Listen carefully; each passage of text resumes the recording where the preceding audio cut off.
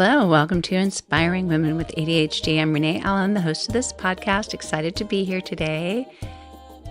Have you forgotten anything lately? Did you forget an appointment? Did you forget why you went in a room? Did you lose something? Did you leave something behind? Do you forget things every day? If you have ADHD, the answer is very likely yes. I was talking to my uncle last week, and it's an uncle I don't see very often. I grew up with him in my same town because he was the youngest brother of my dad's. My dad was the oldest of seven, or is the oldest of seven. And anyway, so I know this uncle really well, but we don't live near each other at all. And he called, and I saw that he called, and I thought, oh my goodness, he called last week. And I saw that he called, and I thought I should call him back or text back and say when's a good time to call or whatever. But a lot was going on, and I forgot. So when I saw that he called again, I thought, I never called him back. I didn't even remember that he'd called because it's very unusual for him to call. It's not something that like, oh, he called again. So anyway, when I was talking to him, and granted, he's at least 20 years, no, not 20 years older than me. He's probably 12 years older than me. So he's in his 70s. And I told him, oh, sorry, I didn't call you back. I saw that you called last week and I was going to get back in touch with you, but it wasn't until I saw right now that you called that I even remembered. And he laughed and he said, you're too young to have that happen. And in my mind, I thought, no, I have ADHD. It happens all the time. Like this could happen when I was younger too. But I didn't say that. I don't bring up ADHD all the time. And especially to people who don't know that I have it, it might eventually come in. But anyway, I thought, yeah, I wonder how many people just think that they're forgetting things or losing things because they're getting older, because that can happen too. It's a part of aging that our brain activity our brain doesn't function as well. And it can also be true with ADHD that your brain function can decline. And it could be in a similar way that it was doing it before, but maybe it happens more often, or shifts in your life can cause that. It could be a change, a big kind of shock to your system, like you've moved or you have a job change or you have a new baby. Can also be hormonal changes, which can also happen when you have a new baby.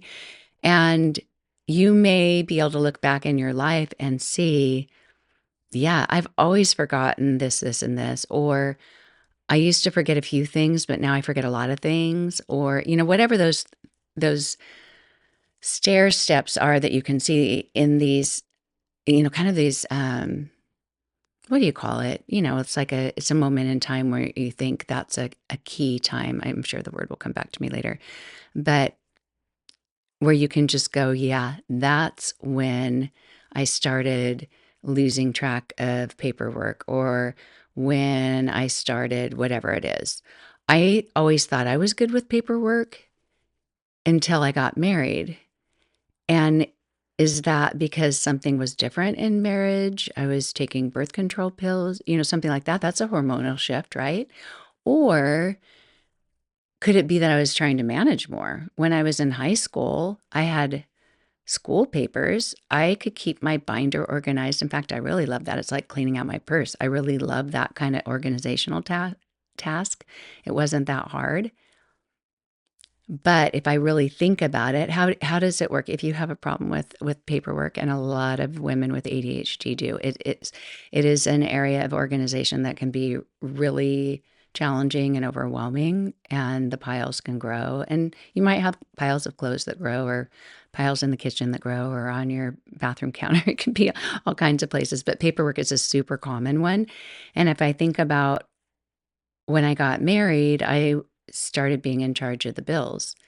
It wasn't because we talked about it. It's just because when I got the mail, I would find out that we have an overdue bill. Or one time, my husband had a loan on some tires that he bought when he was in college, and we were being sent to collections, or he was. And I thought, wait, what? I've never even heard of this.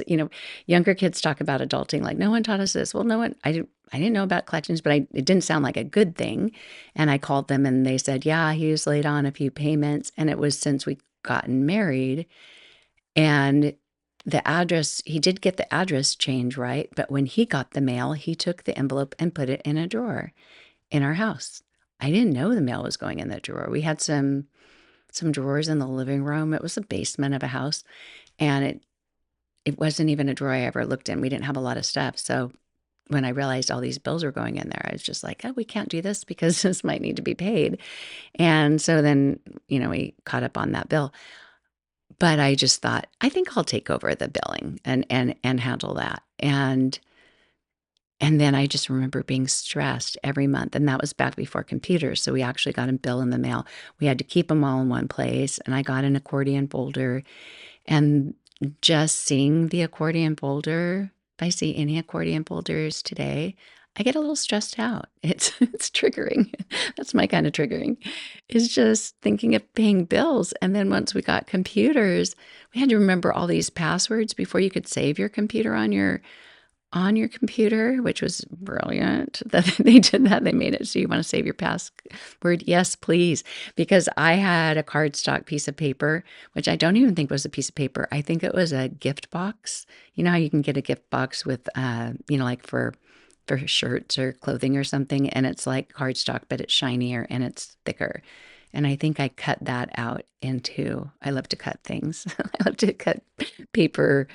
I don't know why. It's one of my weird things or boxes, but I cut it up into a bigger piece of paper and had all of our passwords on it, which was good, but it was not a great way to manage things, and especially as online billing increased and it wasn't auto pay yet and all of that. It was hard.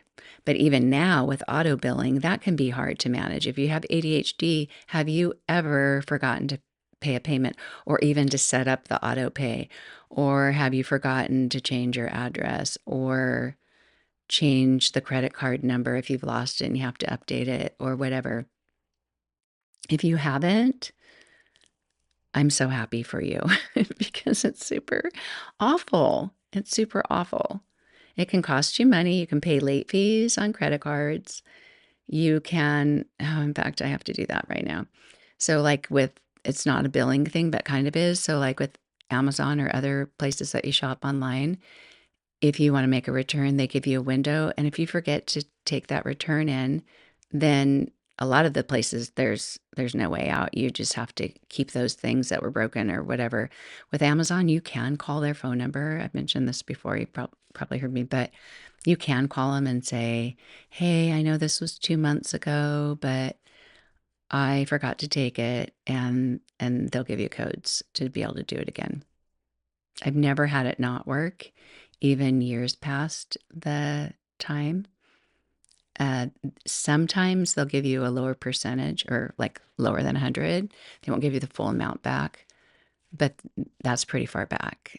So I I don't know if I'm the only one who's done that, but just raising my hand and trying not to feel shame. But yeah, I've done that a lot. But there are a lot of things that are really difficult. Like if you don't remember to set up auto pay and you have a credit card and then you get a late fee and interest charge.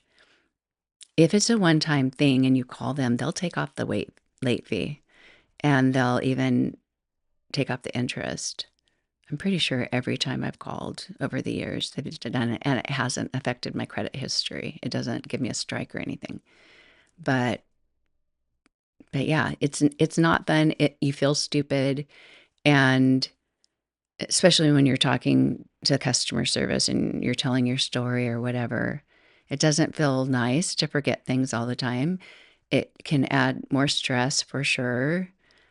One time I went to the DMV and usually I paid to the DMV in California, it's Department of Motor Vehicles. I know in some states it's like Motor Vehicles Department. It has a different acronym or whatever, but in California, I did it by mail and the paper would come in and it got to where you could pay online, but it wasn't a very good system. Like you couldn't go in there, you couldn't auto pay it. You couldn't even just save what you did last year to pay again and just easily do it. You had to go in. It might be different now. We moved away 3 years ago, but you had to every time go in there and, you fill out your registration number or your VIN or whatever it is. But for some reason, one year I forgot to pay on one of the cars, and I went into the DMV, and it was a $90 late fee, which in my world is a lot of money. So I went in and I said, I'm here to pay the registration. I forgot to pay it. I know it needs to be paid, and the late fee, and everything. And the woman said, just pay me this amount. Don't worry about the late fee. And I said, really? Because it was not just, it was like more than a month later or whatever. And she said, yeah. And I thought, oh, you were so nice. And I was just so grateful. Well, it happened again, not on the same car, but the same DMV and different lady. But it happened to us again. So, and I say me, even though the whole family, I was the one taking care of it. So yeah, second time I went and I had an expectation of like maybe, the last time the lady didn't make me pay the late fee. Is there any way? Because I totally forgot and blah, blah, blah. And it wasn't like I just said, oh, this just happened this week or something like it. I do this all the time. But um, anyway, she looked at me like, why on earth would I do that for you? And I felt really stupid. I felt like I was getting scolded in school as a second grader or something. She's just like, no, you are late and you pay the late fee. I'm like, okay, didn't hurt to ask. Although not asking did me better the time before. But anyway, yeah, sometimes you don't have to pay the price, but often you do pay what they call the ADHD tax. You pay extra money because you forget things.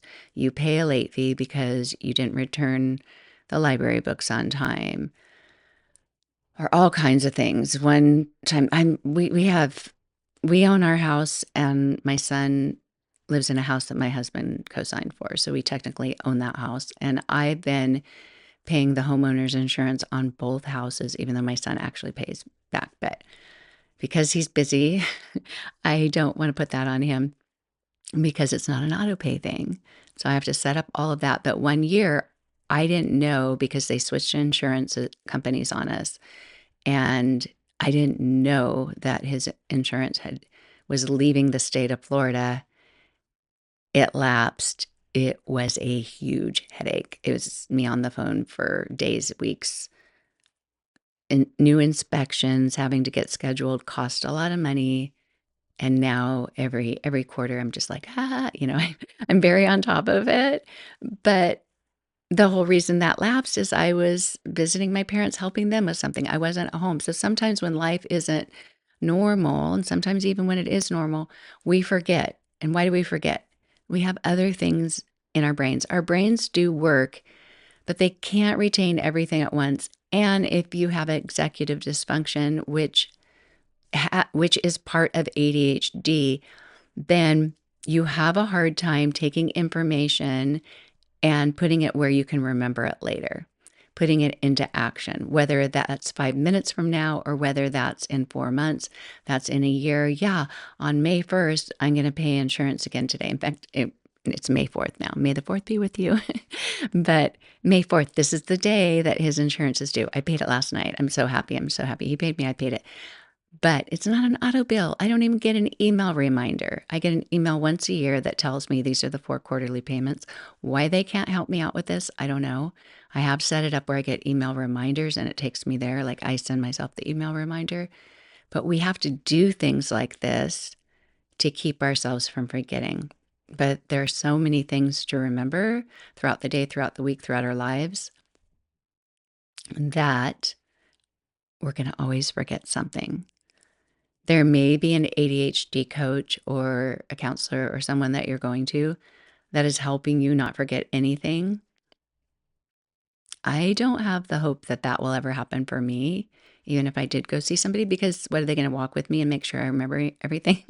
Unless I had a personal assistant walking around with me. I mean, sometimes my husband will say, "Did you, don't forget this," but and can act like that, or my kids, but chances are it's something that you accept as a part of your life. It's part of who you are. And a lot of people forget things, but it's it's probably very likely that you forget things far more often or lose things far more often than they do. And I'm going to give you some reasons why if you're curious, but also some strategies if you're curious. Okay, so looking into why we forget things and lose things.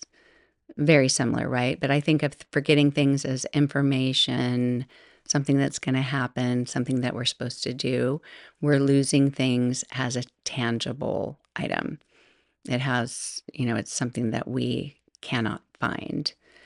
And if you're watching on video, whenever I pause to get a drink of water, you might see water on my shirt after. Maybe you're not noticing, but I'm noticing. Anyway, it's part of my life too. Okay, so working memory. I've talked about working memory before, but because my working memory isn't sharp, I like to review it because that information isn't always stored. So it might be the same for you. If you think about executive dysfunction is taking information that you get, and that can be self-driven. It can be from your own thoughts. It can be from somebody else. It can be a phone call. You have an appointment on this date. When, let's say you're on the phone and you're setting up an appointment and the customer service woman says, April, the appointment, okay, we've passed April. Let me give you a new date. And the appointment will be on June 10th. And so you say June 10th, and sometimes you say it out loud because you're taking the information that she gives you. That is part of that working memory process. You're taking it and you're trying to turn it into an action. And in order to find June 10th on your calendar or to write it down, you have to take that information that came in and you have to do something with it. So that is your working memory in action. And if she says it's June 10th at 3:00, and then she says it and your working memory didn't take that in, you had a brain glitch, somebody walked through the room, said something or whatever, then you would say, no, wait, when was that? June what? She'd say June 10th and you'd say what time? And then you'd write it down. And then you get you'd find the box on June 10th on your calendar. And then you say, wait, what time was it? 3 or 3:30?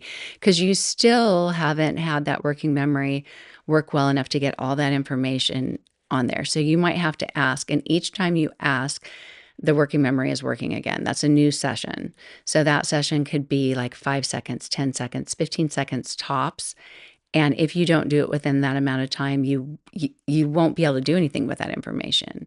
So if you have an idea, like I'm going to go in the other room and I'm going to grab some scissors so that I can cut this. And so you have that information in your mind. That's your idea. Unless you store that information into short-term memory, you will get in that other room. Let's say it takes you 10 seconds to get in that room.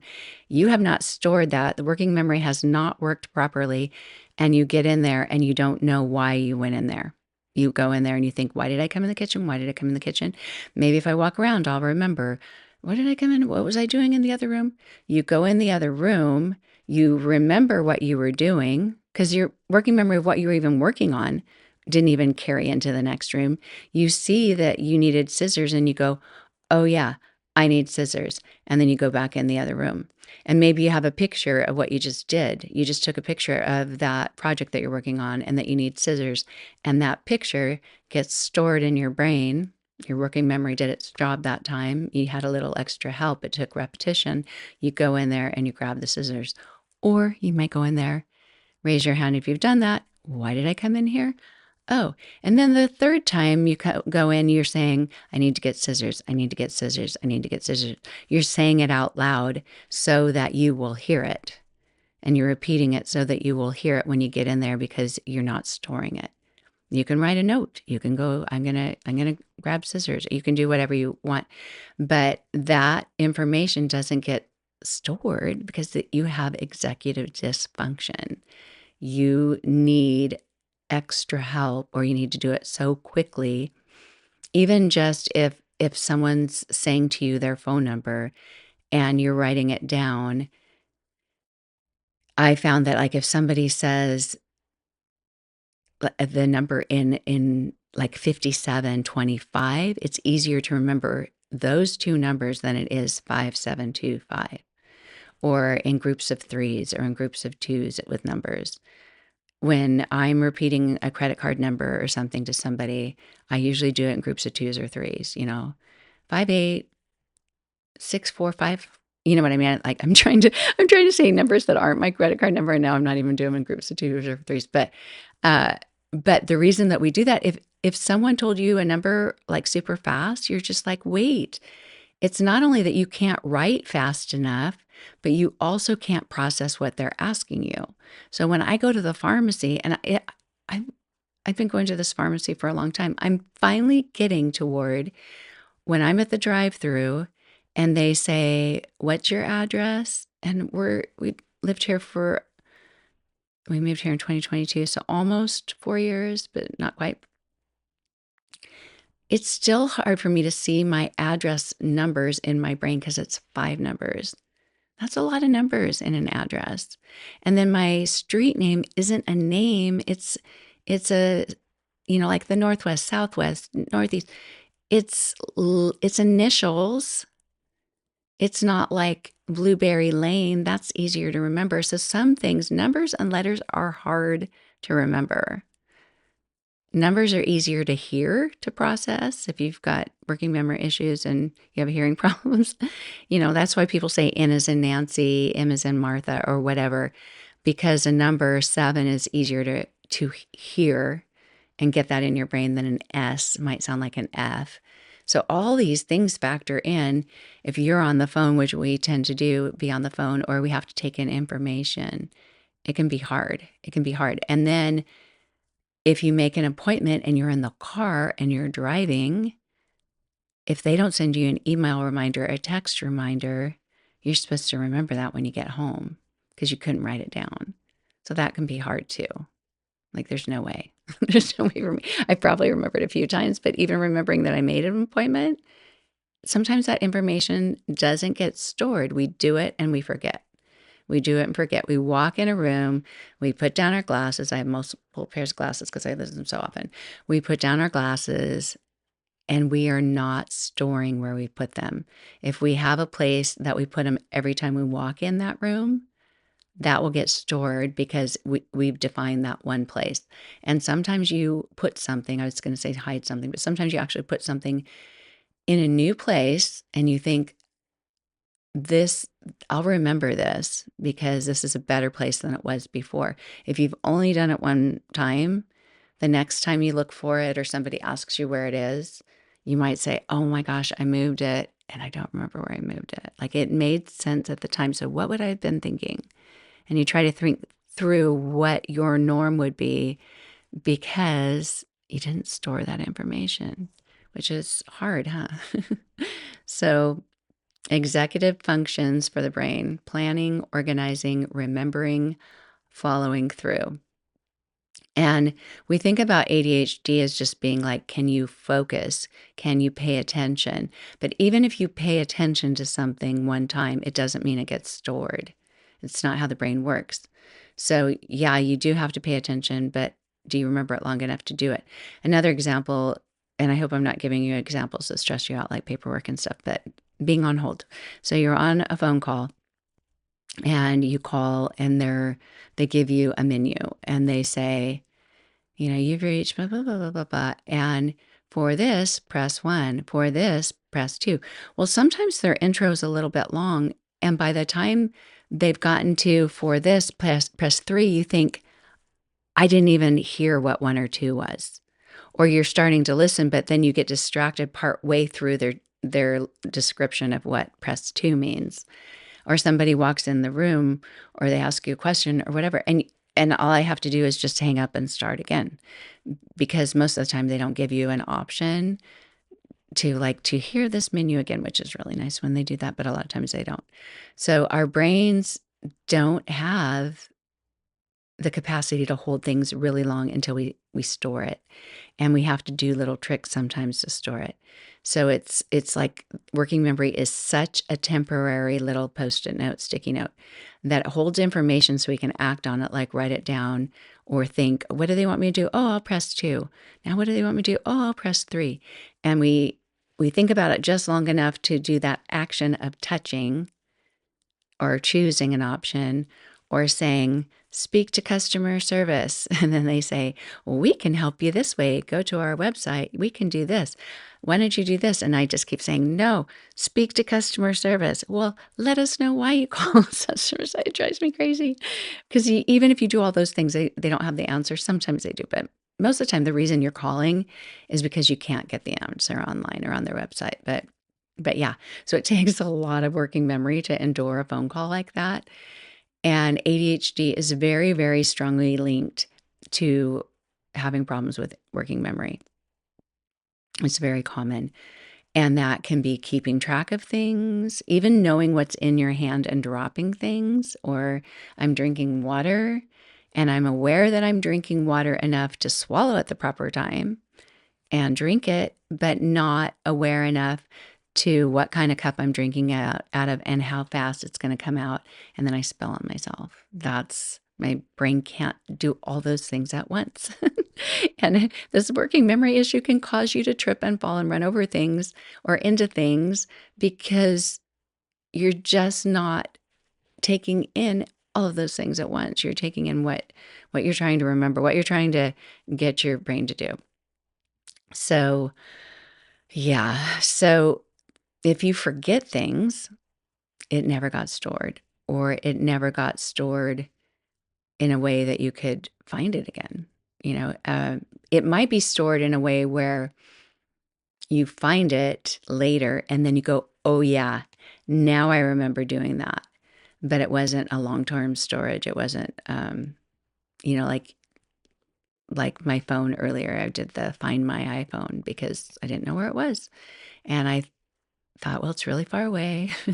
Maybe it's in the bathroom because I often leave it in the bathroom, but I'd already checked the bathroom and I thought, would I put it in somewhere else? Because we usually have a habit of where we put something down unless we're going in a room for a different reason. But it was in my closet and I have no memory of putting it there. But there's other times that I'll go in and think, oh yeah, I remember putting it here because I thought you'll see it when you walk out or whatever. And I didn't. So yeah, when you're distracted, when you put your keys down when you're distracted, and that might sound like somebody else came in and they said something to you, but it could just be you had something else on your mind. You got home and you thought, I have to hurry, hurry, hurry. I have to go in here and do this, which I do sometimes at home because I teach yoga classes online. And so I'll think I have to hurry and get in there at this time, and I'll put some things away. I'll put things down in a way that's not my usual put things away, and my brain doesn't register that I even did that I put it away in a different way. And so when I come in and I can't find it, I'm kind of perplexed. And then I think, oh, yeah, you came home in a hurry, so the keys didn't go in the drawer and your bag didn't go up on the hook. And anytime that you don't do your usual system or routine, that's when things can get lost. And it makes sense later, but our brain doesn't have the capacity to make sense of it before. So, here are some simple reasons why you might lose things often. You have inattention in the moment, and that can just be your own thoughts. That could be, I have to hurry and go to the bathroom, and you weren't noticing where you put it, or you don't have a system set up yet where you put it in the same place every time. So your brain doesn't log it, or you didn't make it as easy as possible for your brain. So when you have a place for your keys every time, when you have a place for your sunglasses every time, you have a place for your purse or your bag every time, your brain doesn't have to log it. It logged it a long time ago. It doesn't have to do it. Anytime you set up a system, you streamline a system, make a new path that works better, and you have an idea and it's actually working, you've made it so much easier for your brain. Your brain doesn't have to look ever again because you always know keys are here, sunglasses are here. Those few times that you don't get them put there, it's a little more challenging. But for the most part, you made it easier on yourself. And then the working memory overload, too many inputs at once. So you are taking it in, but you have so many other things that you're doing. Like if I'm drinking some water, but I'm also thinking, oh, I need to go in here and I'm drinking water and walking at the same time, then I'm not computing that I'm drinking water and walking. And then it spills or I drop something else because I had something else in my hand. I have too many inputs. I can't possibly pay attention to all of them. And, something falls, gets broken, I fall, get broken, whatever it is. Your brain drops the lower priority information. So it might just have one thing on its mind. And a lot of this, I I see that it's the inattentive part of ADHD where you can't pay attention to everything, but I really, really think as an experienced person with the impulsive side of the hyperactive impulsivity part of ADHD, if you have an impulsive nature, if that's part of how your brain and body works, that impulsivity will also cause you to not pay attention because you'll change your mind partway through. Like you might be on your way to put your keys where they're supposed to go, but then you have some great idea or you just it's not impulsivity like when it happens so quickly, it's not like you plan on it, but you do it. You see something you go, "Oh, it's like Squirrel on the movie Up. You just see it. You just have this thought that comes up that makes you do something different for whatever reason, and you bolt and you run and you do it.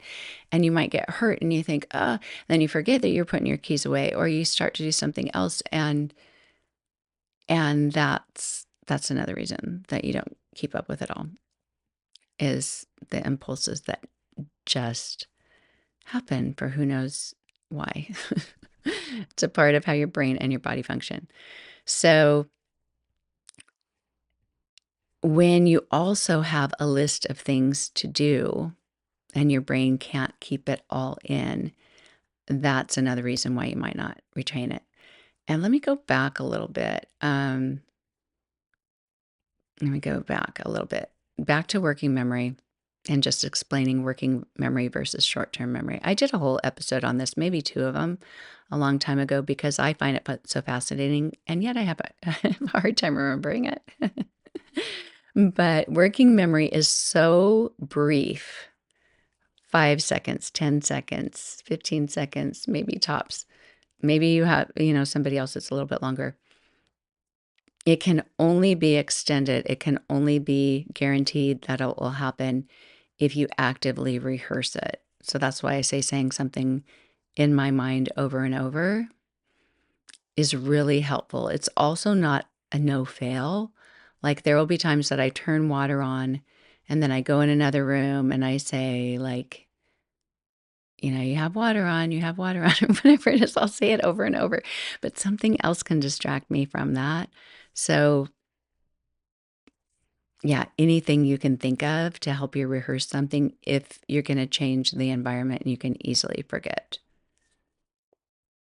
Because, yeah, you don't want to leave running water if there's no drain. I probably shared this before, but we have a sink in our laundry room that I plugged up. So it does have a drain, but I plugged it so it didn't.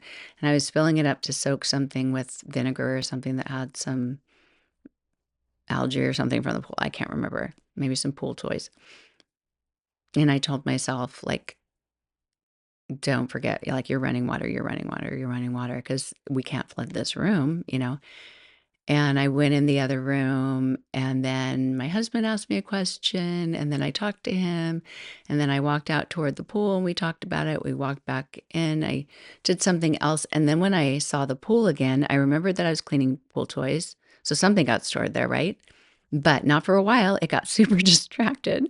So I went the impulsive part of me didn't just walk in. I ran so fast in to turn that water off that I forgot that we had a gate in there at the laundry room. We keep when my daughter comes over, her dogs stay in there. It's a big laundry room. It's like the size of a bedroom.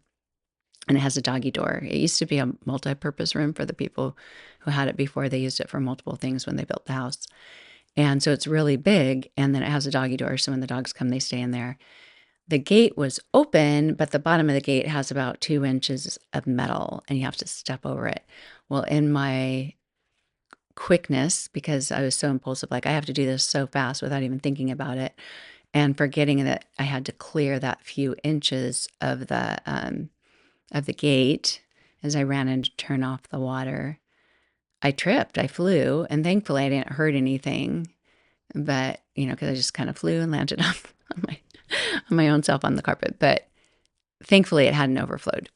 but it was close. And it was a series of unfortunate events, as I say in the book, that sometimes we have it can just feed on itself, right?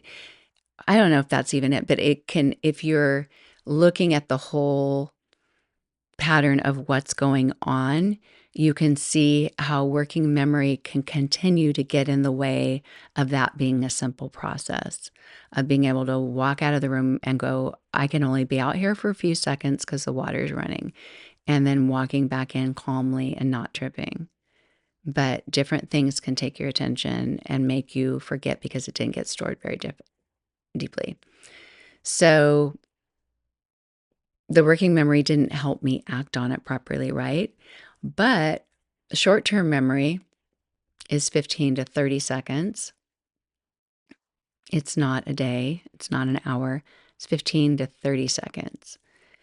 And some people say that short term memory is like an active, like it's that time, that period of time where we actually are storing the information.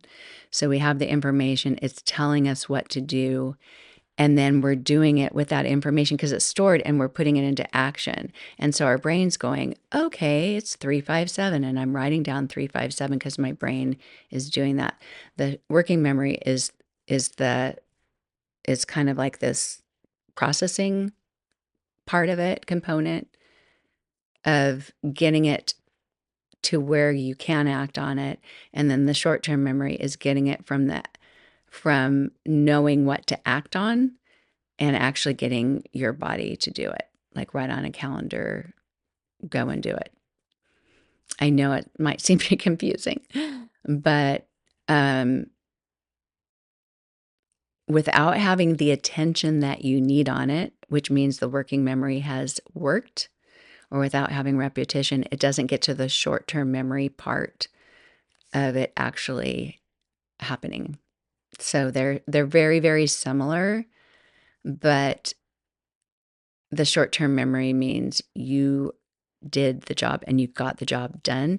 The working memory means you brought it through your brain and got it to actually do the thing, but the actually doing the thing is the short-term memory making it happen. And does that make sense? Kind of makes sense for me. Oh, so now let's think about, and I know this is getting away from like forgetting things like where you put something and like forgetting a date or whatever. We will probably forget dates and times and things like that, phone numbers, without a storage, without some way, some system that helps us get that right. So like our phones are a good example. In the olden days, we used to have to remember someone's phone number or have a list by our phone that I remember my grandma's phone number. It was 459-5022. I memorized that because I called that grandma, and the other grandma was 459-2917. I had two grandma and grandpas that lived in two sets of grandmas and grandpas that lived in my town. And I knew their phone numbers. I didn't have to use the area code or anything because it was just in our little town. And I knew a lot of my best friends and everyone. And somehow I was able to get that in my brain. When I got my social security number, I rehearsed it over and over. I was a cheerleader and I rode the bus. Probably didn't know about social security fraud or the need to keep it safe. But it's not like we had computers to put anything in or anything like that or list anything. But I got my first job in high school. And so I got a social security number, and it's 3 numbers, then 2 numbers, then 4 numbers, right? And I was riding on the bus to, I think, a basketball game. I have a really good long-term memory with experiences. Like I remember where I was and where I was sitting on the bus and probably who was sitting near me. And I thought, I have to memorize this number. I have to know it for the rest of my life. And so I spent that time saying it over and over and over and over and over and over in those groups of 3 numbers, 2 numbers, and 4 numbers till I had it memorized. When I got married, I thought it's important. It's a good idea for me to memorize my husband's social security number too. And I memorized his. And it's been so helpful because I have it on recall. I can do it pretty easily, unless I've been at the doctor's office and they're asking me multiple questions. I've had that get in the way a few times. In fact, it was my last mammogram, and I have one today in an hour and 15 minutes. So sometimes something can get in the way of me finding that information. And be like if you're going in a closet and you know where something is and you're going to get it, but then someone comes and talks to you and you think, hey, I'm trying to get this. Let me get this. So sometimes people can get in the way of recalling something that you know is there and you know how to get it. But that and my driver's license number, I memorized that when I got my driver's license. Why? Did I use it very often? No, but I thought it was fun to memorize, and it came in handy later in life. Memorized my husband's too. We were both born the same year, so it was really actually simple because our social security numbers, not totally, but they seemed like they were kind of similar. And same with the driver's license numbers. Like they started with the same letter and number with the driver's license number. And there were enough similarities that I could remember it and distinguish whose is whose. And if I'd married somebody 5 years older, I don't know, maybe it would have been harder. Or they were from a different state. They weren't from California. But we have the ability, and some people more than others, right, to store things and have long-term memory. Just because you have ADHD doesn't mean you don't remember things at all. But some people don't. And so don't feel bad if you don't. I know not everybody has the gift of long-term memory, especially. I mean, now we know long-term memory is anything more than 30 seconds. It could be minutes, days, hours, years. But when we think of really long-term memory, my dad is like this. He's in his 80s. He remembers dates, conversations, details. He remembers dates and details like that of where it was and when it was, more where I'm kind of like in seventh grade. I picture the scene. I know who the teacher was. I know when we were sitting. I know who said what. Sometimes I remember what they were wearing. But there have been times I've rehearsed these memories for years and then go to a class reunion and find out I was attributing this thing that was said to the wrong person. And there are other people there that remember it was somebody else, and I'll verify that. So that's something that's pretty interesting because they say that with court cases and stuff, that sometimes people rehearse a memory and there's something off, and maybe that happens like a lot. Maybe I have I haven't had very many of my memories checked. I don't know if you've read The Glass Castle by Jeanette Walls. I have it up here on my shelf somewhere. But I love that book, and saw an interview of hers after she wrote it, and then she wrote the one about her grandmother. I have that up there too, but of course I can't remember the name of the book while I'm trying to think about it.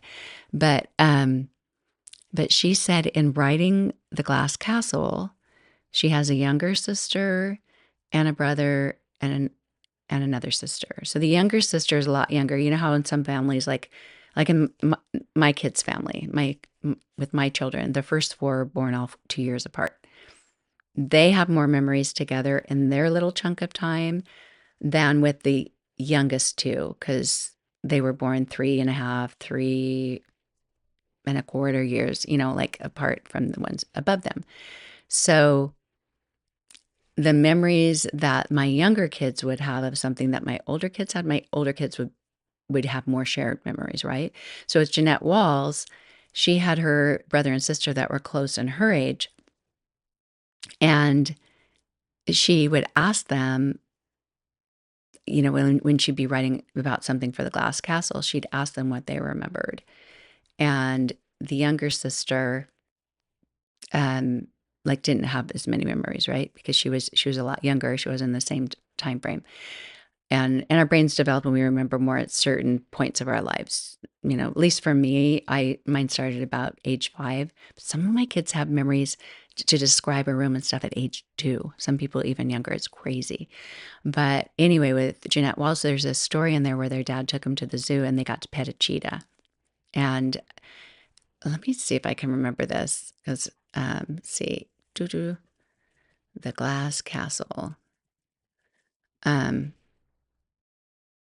So he took him to a zoo in Arizona, and he climbs over the fence to pet the cheetah.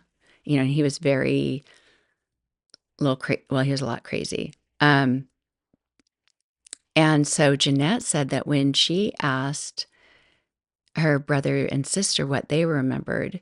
One of them remembered being inside the cage with them. Another was outside. One thought it was really beautiful. One thought it was really mangy, so like wasn't cared for very well.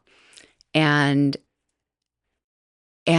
she thought, oh, and so this happened a lot with memories where she'd find that all three memories were slightly different.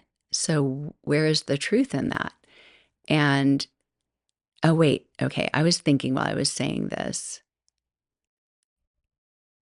I thought wait, why is it not saying she has a brother? Yeah, she has a brother and a sister. When I'm Googling her, I was just making sure. I was pretty sure she had a sister and then the younger sister. But yeah, she does have a brother. Okay. Because I was thinking, now that I'm talking about memory, am I remembering it right? Yeah, she had a sister, Lori, and Maureen, and then another brother, Brian. If you haven't read this book, it's really interesting. And there's one period of the book that they live in Battle Mountain, Nevada, which if you've ever been on I-80 in Nevada, Battle Mountain is teeny, teeny, teeny, tiny town. And when we used to drive through it, when I was growing up, it was a one-sided town. Like you went down Main Street and there were only businesses on one side. And it says right now there's 3,705. Wow. When we used to go, I swear there were like 800 people. Anyway, my parents lived um, up until a few years ago, I guess just last year. They lived in a town that was a little bigger than Battle Mountain that was like an hour and a half away. And the towns are also deserted out there in the desert, or, like, I don't want to say stranded. All the towns are far apart and then there's desert. It's not like cities where it's just like city, city, city. It's like you're in a town and then an hour and a half later you're in another town, another hour and a half later, 2 hours later you're in another town, and they're all really little towns. But my mom did a book club in her town, and some people had lived in Battle Mountain at the time that the walls were there and remembered them, that they lived in the train station. There were crazy stories. Anyway, very fun tangent. If you haven't read The Glass Castle, it's a lot of fun. Tell me if you have. But oh my goodness, why did I get into that? Because of memory. Because one of her sisters remembered being inside petting the cheetah. I think she wrote that she was outside the cage, but when AI just said they were inside. One said they were outside, one said they were inside. I think that he brought him up close enough that they could reach through and pet the cheetah. But there's my memory, right? It might be wrong. If you've seen the movie, the book's way better. So the movie, and here's my reason for that.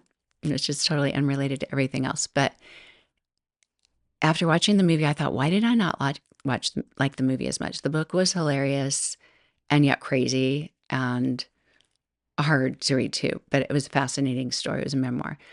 But the movie, you're seeing it through adult eyes, even though some parts of it are about them as children. When you watch a movie, you're watching it as yourself. You're not seeing it as a child. When you're reading a book, the narrator is a child. You're experiencing it as a child. And that's why I thought it was different.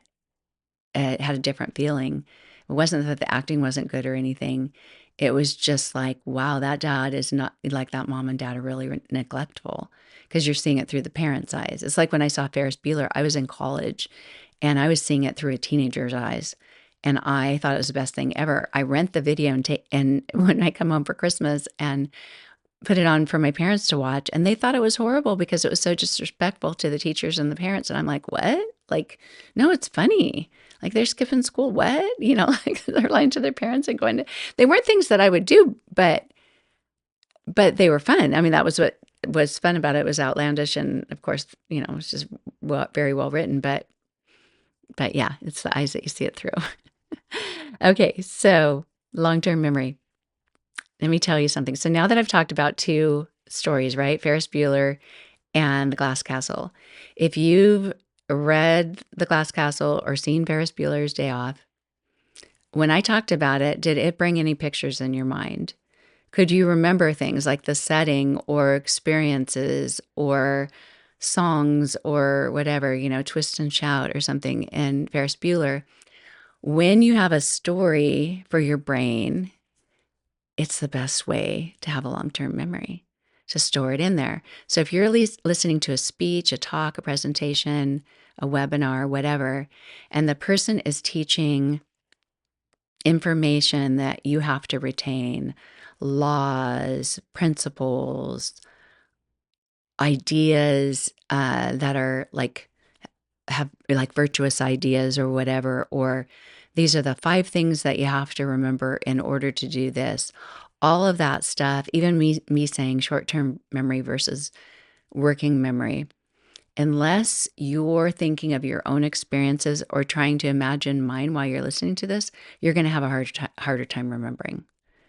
And even just having a visual that the working memory is just taking the information and getting it ready to be performed, and the short-term memory is actually performing it. And they're both really short, but the working memory is what the executive dysfunction is. So if you can't even get that to work, there's no way you're going to get the date on the calendar, right? But the short-term memory is taking that information that your working memory just stored, and it's taking and putting it on the paper.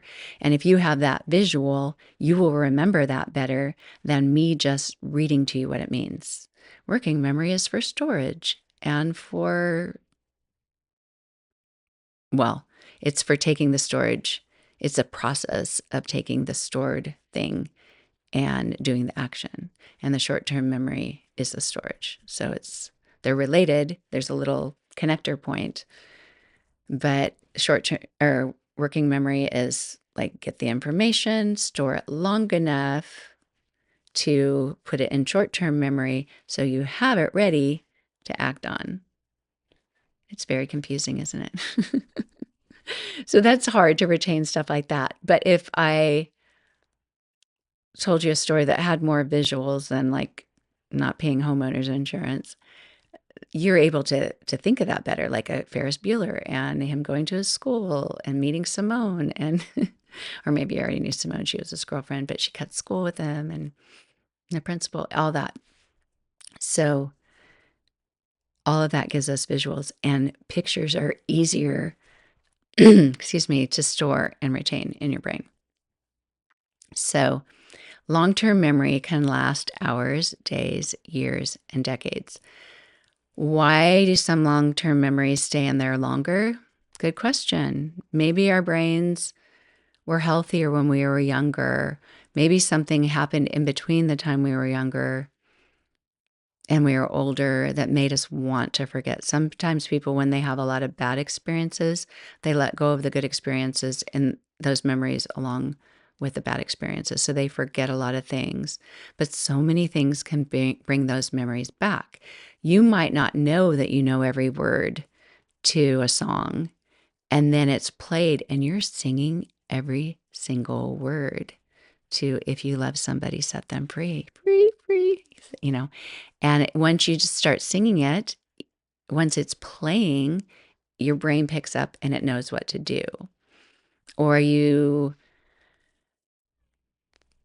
go back to your school where you grew up, and you walk through there, and some things don't match your memory. You're a lot taller than you were, but the smell is the same. The trees smell the same. They might be bigger, but a lot of things, just the smell of and the feel of the air for me can make me have feelings and memories that I wouldn't have otherwise. It's like, oh, that's right.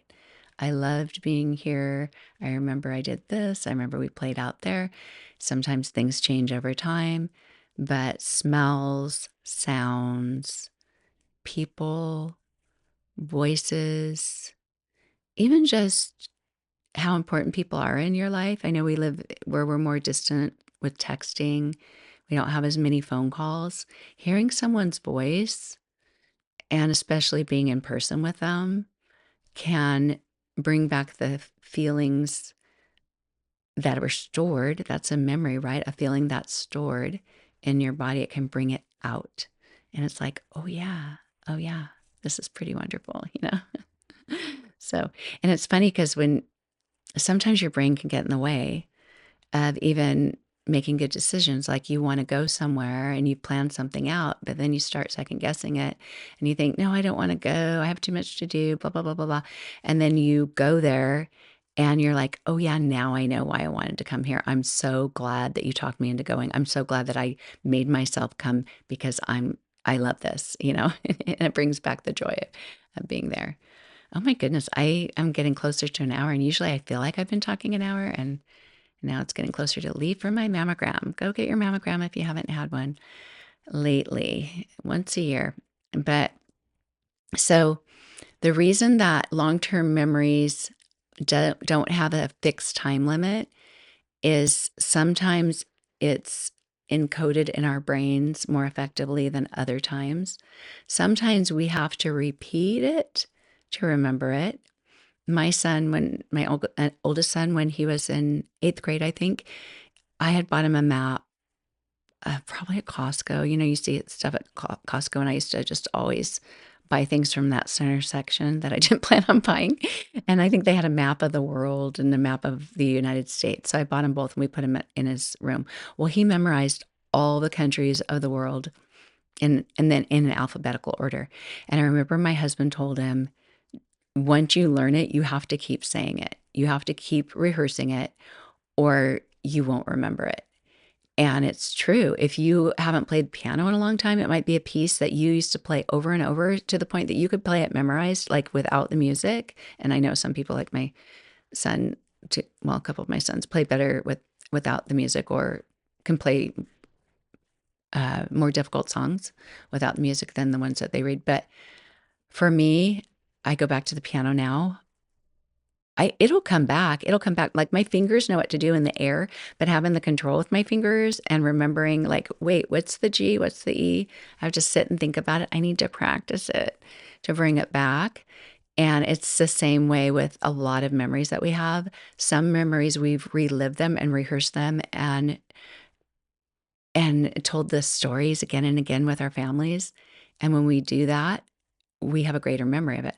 Other times, somebody else might bring something else up, and you think, oh, yeah. And it's way stored in there, but they remember more details because they've continued to repeat it.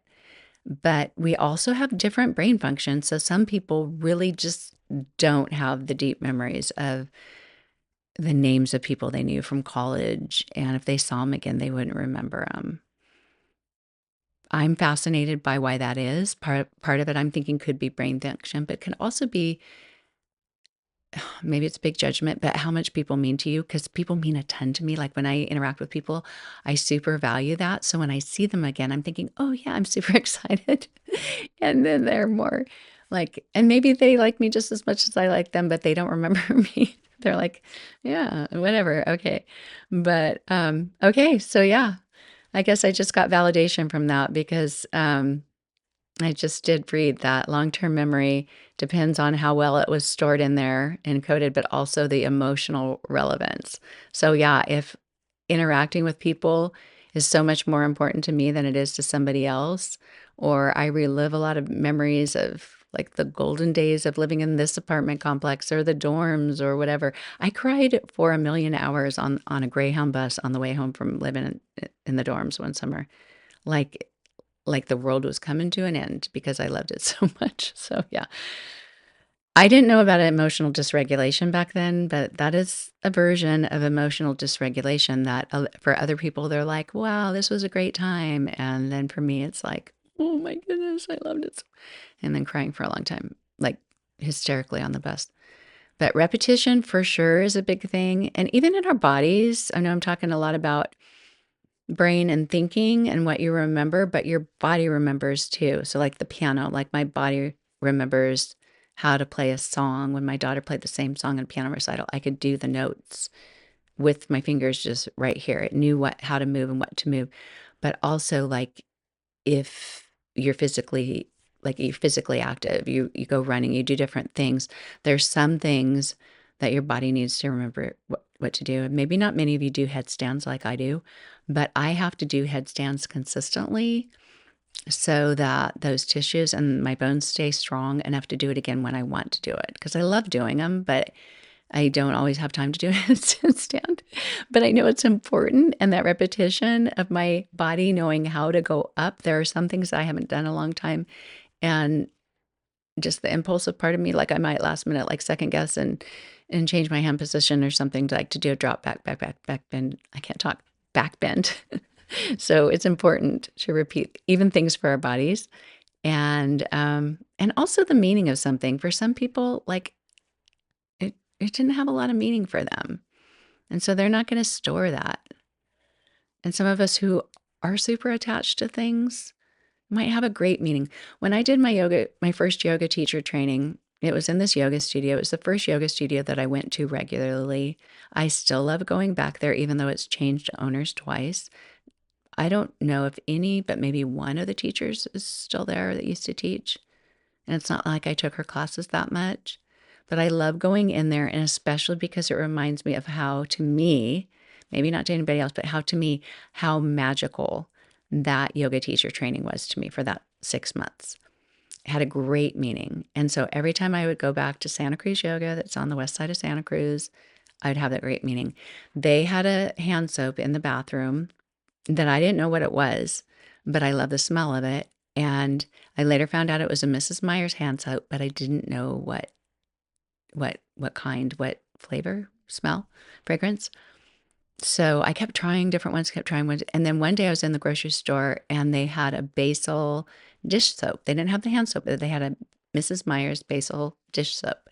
I smelled it. It was the smell of my yoga teacher training.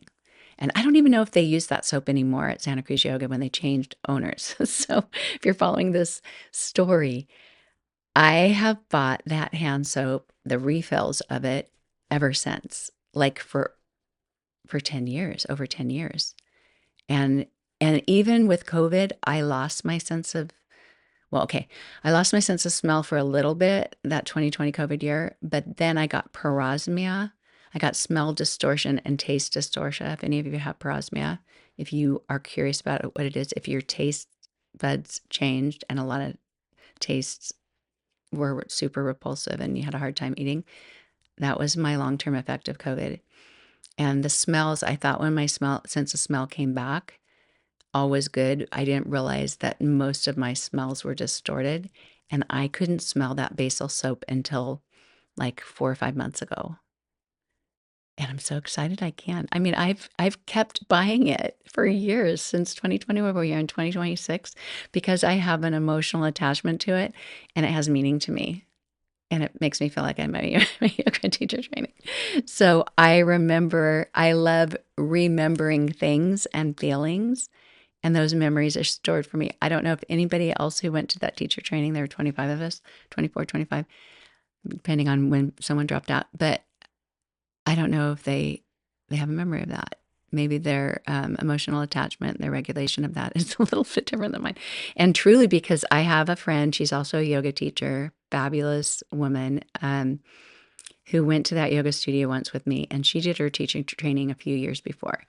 And she'd moved away to Tahoe, came back, and we met for lunch. We went to Santa Cruz Yoga, took a class, and then walked to a little place to go to lunch. And I said, "Was that just wonderful for you to go back?" And she used to teach there too, and I had taught there for a little while. I said, "Was that wonderful to go back and be there and remember everything?" And she looked at me and said, "I don't have an emotional attachment to things and places and times of my life." And I went, "Wow, I didn't even know that was a thing to not be emotionally attached to." So sometimes we just don't know, right? But anyway, so yeah, so things get the first 10, 20 seconds is the most critical, the working memory, going back to working memory, because I'm going on over an hour here. I need to reel it in and get ready for my EA mammogram. But the part that ADHD disrupts the most is the working memory. If you lose things, forget things, just know that there are a lot of us out there. We know it's not fun. Sometimes it can be funny, like, I can't believe I lost this again, like this is life. Sometimes it's expensive. My kids were kind of teasing me last year. They're like, "You have 5 sets of AirPods?" And I thought, well, that's because I know where all of them are right now. And I always have to have one set that I know where it is. But also, some of them only had the left AirPod or the right AirPod, and they were different versions. Or no, wait, they only had Yeah, I can only hear out of my left ear. Um, and so if I lose the left one, that's a problem. It doesn't help me to have a container with just the right one in it. That gets some supplement, but I can't hear anything with it. That makes sense. So like a couple, I think only had the right one in. I think I said that wrong. But right now, I just have 2.5, and I have a bud with no case. So anyway, and some of them aren't working as well. Some of them over time, they've fallen in water, or they're just losing their power where I walk very far away from my laptop and I can't hear anymore. But that's a key thing that I need in my life to have. It's a method that I use to get things done, is to be able to listen to something while I get something done. And it isn't the same just listening on a TV as it is having it in my ear. I think it blocks out the rest of the world when it's in my ear. That's my theory. I'm sticking to it. But anyway, yeah. Working memory, it's a thing. It's a thing that is a struggle for a lot of us. And ADHD impacts the ability to have that attention, to be able to take that information and store it so briefly that it transfers over to the short term window of time and actually gets it, like, I got to do something with it. And this is what I'm doing. When the information just doesn't, sometimes it doesn't even get, if we don't pay attention at all, it doesn't even get to working memory. And if we aren't paying enough attention for the working memory to work right, because it's already disabled pretty much. That's where, if we have a disability, which I don't know if you ever looked at yourself like that. I have some disabilities, and one of them is my working memory doesn't work the same as other people's. And so it doesn't transfer. It doesn't get acted on. And it's part of life. Working memory seconds, short-term memory under 30 seconds, and long-term memory can be potentially forever, but not always. My grandpa lived till 95. Don't know if I've shared this before. When he was in his last year or so, he had a stroke a few times. Like, I was young enough that I don't really remember. Like, I didn't really know the details, so I don't know if it was a mini stroke, like what all it did. But it would disable part of his brain for a period of time, and then that would come back. The part of his brain that it disabled were involved information past childhood, or abilities to function past childhood. And what I mean by that is the part that still worked was from childhood. He lived in Romania when he was a little boy. He was born in Romania. He's Romanian, basically. I'm saying that in a very roundabout way. But Romanian was his first language, and he moved to the US with his mom, went through Ellis Island and stuff, and had to learn English by being here. When he would have a stroke, he only knew how to speak Romanian. Is that, I mean, like, he couldn't speak English because that part of his brain had been disabled. So our brains really do store information from childhood in ways that we might not even know. I mean, he could speak Romanian when he traveled there when he was older, but I wonder if he could speak as fluently as he did when he had the stroke. I don't know. But he certainly couldn't understand. Well, actually, I don't know if he could understand English. He couldn't speak English. So I doubt he could understand it. It's fascinating. I'll have to ask my mom. She says she's been listening to the podcast. Mom, see if my mom's working memory goes far enough that she remembers that, hey, I listened to this episode, and I'll ask Renee about that. But anyway, I really should go. This might be my longest episode. Maybe not. The episode I made, I don't know if you've heard it, but there's one about getting sleep. It's probably this first one that I made about being able to sleep. And I made that one without the intro song. And I talked about why it's hard to sleep when you have ADHD.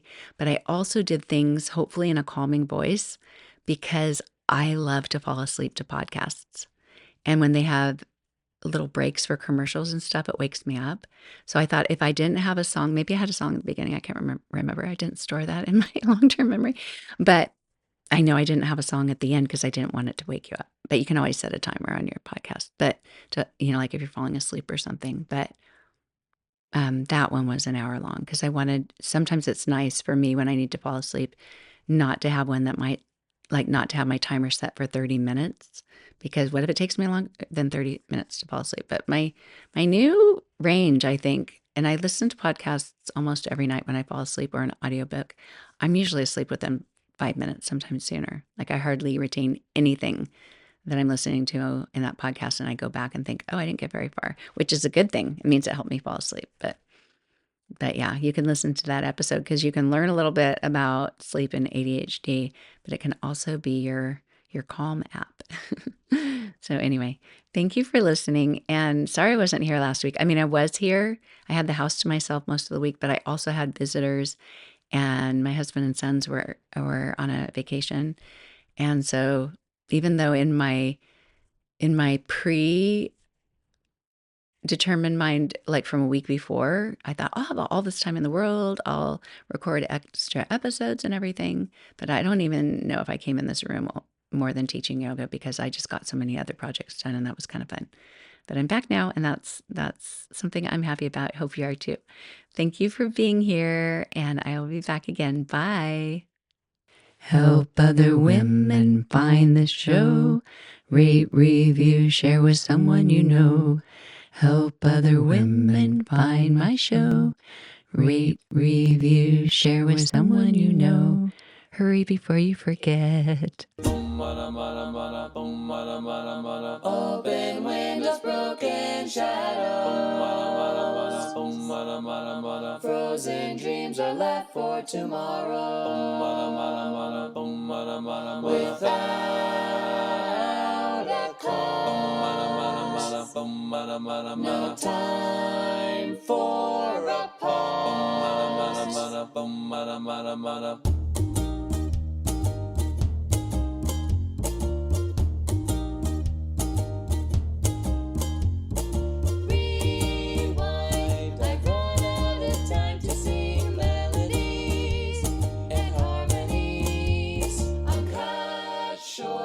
The silence of sound has yet been found, but not by me.